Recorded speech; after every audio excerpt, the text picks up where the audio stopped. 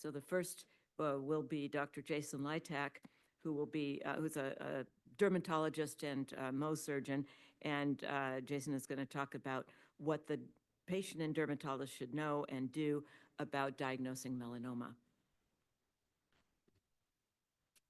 Thanks. Go ahead. Any questions before we get started? Okay. Okay, I'll make sure that.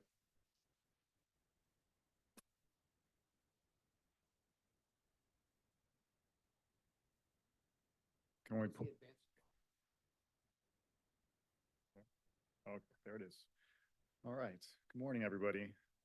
Thank you, Rick and Kim, for having me, and to the Borstein Foundation. As Rick said, I'm a dermatologist in the community, focus on skin cancer. I do Mohs surgery, a lot of melanomas, diagnosing melanomas. So the topic is the diagnosis of melanoma, what the patient and dermatologist should know and do. There we go.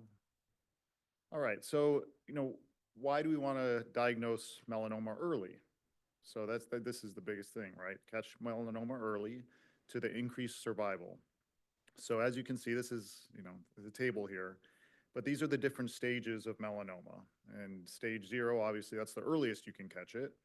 You catch it at the earliest stage, 99.9% survival.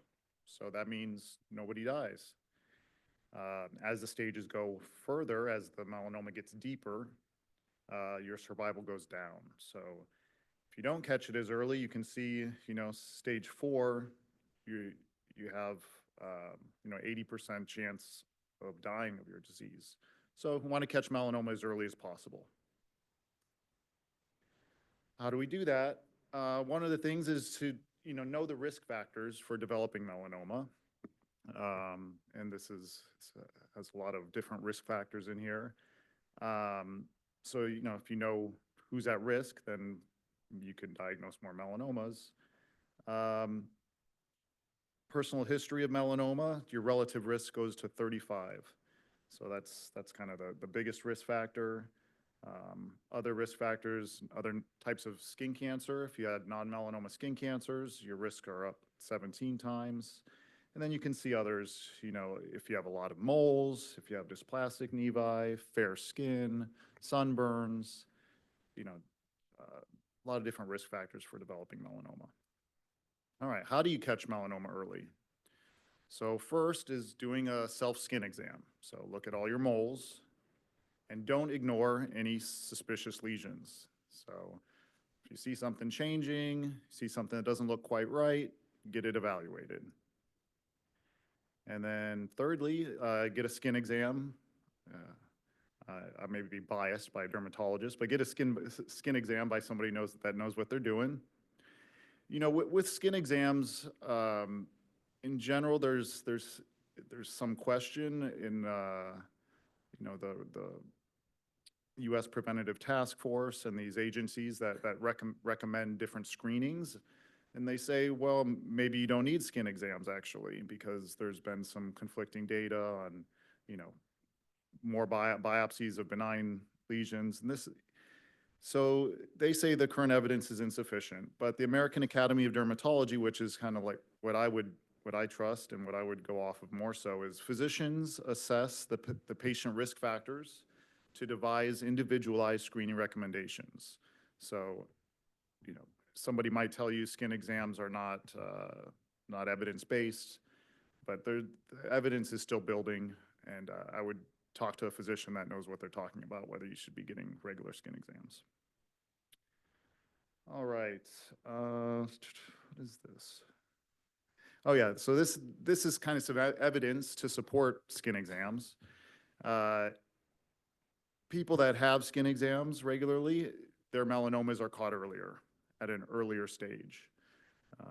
It's kind of a busy slide, but it's a study that was done, and you can see that if you're with regular skin screening, you catch melanomas earlier. All right, so now we're going to look at some lesions actually, and first I mentioned this A, B, C, D, E, and you guys may have seen, this is put out to the public what to look for when you're doing your self-skin exams clinically. And the A is asymmetry. So you can see on the left there is benign, on the right is malignant. So if it's asymmetric, that's concerning. Borders, if the borders are uneven, color, 2 or more colors, diameter, bigger lesions, I say bigger than 6 millimeters, and then evolution is a big one. If something's changing, that's concerning. You should get it checked out. All right, and now I want to talk about what dermatologists do and how we catch skin cancer and melanomas early. And we use something called a dermatoscope. So a dermatoscope is kind of like a dermatologist's stethoscope. What is it? It's basically just it's a device that's made to look at skin, and it's magnified 10x, and it's also polarized. So we can see underneath the glare of the skin. So you can see pigment, you can see blood vessels. It helps to diagnose melanoma earlier. All right, and then here's a graph kind of supporting that, that when dermoscopy is used, sensitivity of diagnosing melanoma goes up. All right, and when I'm doing an exam with this dermatoscope, my patients say, "What are you even looking for?" Right? I say, "Wow, that's a big discussion." So then I say, "Well, there's books written on it, and so here's a few of the books that are on my desk." So it's a little bit more difficult to describe in one visit what we're looking at.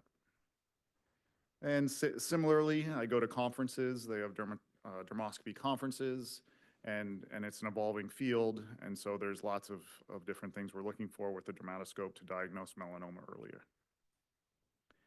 Here's some algorithms for dermoscopy. I know it's a busy slide, but again, it's hard to explain to the patient, what are we looking for? There's a lot of different things.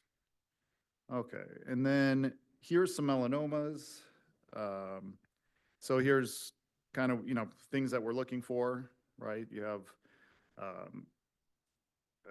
asymmetry and, there's some dermoscopic structures in here, angulated lines.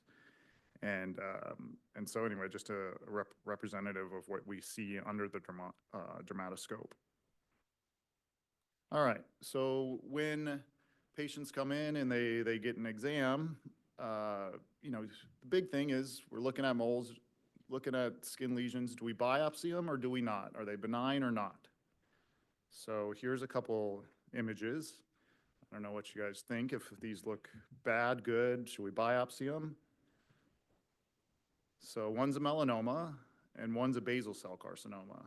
Kim, talked about non-melanoma skin cancer. There is, obviously, we're looking at the skin. We're going to catch both types of cancers, and there's some overlap. And one of the things I'd like to stress is that don't just overlook the things that look like non-melanoma skin cancers, because sometimes non-melanoma skin cancers, things that look like non-melanoma skin cancers can be melanoma.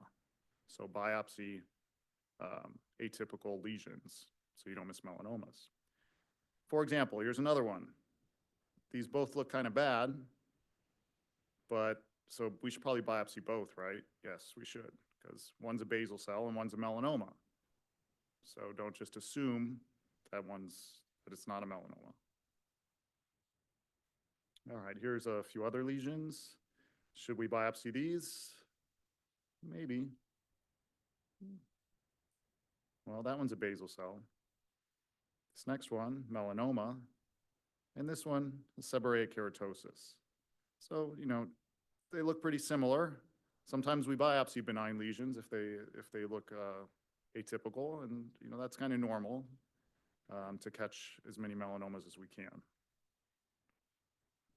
All right, I think this might be my final one. So what about this? I mean, this just looks like sun-damaged skin, right? Doesn't look like too much, but perhaps we should still test, because with a trained eye, this actually doesn't look just like sun-damaged skin. So these ones benign, lichenoid keratosis. You have a precancer, actinic keratosis, and then you have melanoma. So melanoma can even look sometimes like precancerous growths. So you really need somebody that's trained to pick that up early. Oh, here's another one. A couple lesions look pretty similar. They're not very pigmented though, right? So that doesn't look like melanoma. That's okay. Maybe we'll wait and biopsy it next time. No, let's not do that. Let's biopsy, because one of them is a melanoma. One's a squamous cell carcinoma, also should be caught early as well. Here's some other lesions. They don't look like too much, do they? All right, again, one's benign, one's a squamous cell carcinoma, and one's a melanoma. All right, my take-home points. So catch melanoma early by having your suspicious lesions evaluated by a dermatologist and getting regular skin exams. And then dermoscopy is a tool that helps us diagnose melanoma. It's our stethoscope, so to say, so to speak. And melanoma can look clinically and dermoscopically similar to non-melanoma skin cancer. So it's important to biopsy all suspicious lesions to find melanomas that may be mimicking other lesions. That's it. Thank you.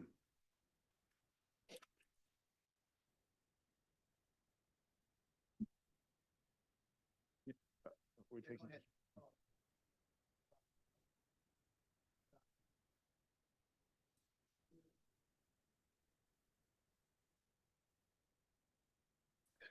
So the question is, does texture play a part in your exam? Yes, it does. I do feel lesions when we're looking for suspicious lesions, especially for precancerous lesions. I would say actinic keratosis tend to be rough. And the other thing that can cause texture change is if it's ulcerated, right? So if it's ulcerated and got a scab on it, that's a texture change, and that's a concerning feature. So it can play a role. But also benign lesions can get irritated and their texture can change. So it's not 100%, something that we're looking for. Yeah. Do you want to introduce? Oh, okay. Quick question, just, whether, when we talk about getting biopsies or not, it sounds like that if there's concern, you get a biopsy on it. And is there ever pushback from patients that, I don't want to get a biopsy and this doesn't look? Yeah, that's a good question. I would say rarely there's pushback from patients. I would say the most common pushback would be if it's on, in a cosmetically sensitive area, right? And somebody doesn't want a scar or is worried about, if it's on the face. And in that case, we have to talk to them about risks and benefits, and there's different biopsy methods we can do to minimize the scarring of the biopsy. I have a question. What about the role of photography? That's a good question. Photography. So photography, you would be serially following patients and looking for that E on the ABCDE. So, that can help because you can find lesions early with photography. It's not readily available, I don't, in every office, and we don't do it in our office. And so I think we more rely on what it's looking like at that one moment in time, and then at your follow-up visit we can look for other suspicious lesions. But photography, I mean, I think it can be helpful. I'm not sure how helpful. And similarly in the apps, so we get asked about all the different apps that are now available, and obviously they use photography, and some are starting to develop algorithms. Do you have any thoughts about that? So now you're talking about like AI type diagnosis, Just, maybe? very simple algorithm. I mean, we have patients that ask us about the apps and how useful they are. It sounds like you guys don't use photography in your practice, which is not commonly used. I was just curious, is there any role for any of these apps at this point? Not that I know of. I mean, I think, I've seen talks about AI, and they usually tells you to biopsy more things than what a dermatologist, would recommend. So I mean, I don't recommend doing any of the apps. If you're going to do it, I'd rather have somebody go to a physician and get it checked out, honestly, because it's probably the app's going to tell you to do that anyway. Question? Distinguishing between a benign, what would you say is the most biggest challenge or challenges between distinguishing between a benign mole and melanoma? I would say the biggest challenge is differentiating dysplastic nevi from melanoma. So some patients make nevi that look atypical and sometimes have some of these dermoscopic features of melanoma. And so, you know, if somebody has a bunch of those, they all could be melanoma. You really have to, you kind of pick out the worst ones. And so everybody makes different types of moles essentially. And so taking one mole in isolation, it can be difficult. It's sometimes better to compare all the moles, you know, on a specific individual. But yeah, differentiating dysplastic nevi from melanoma, and a lot of dysplastic nevi get biopsied for that reason, to catch the, just in case, you know, to catch the melanomas. Any other questions? Go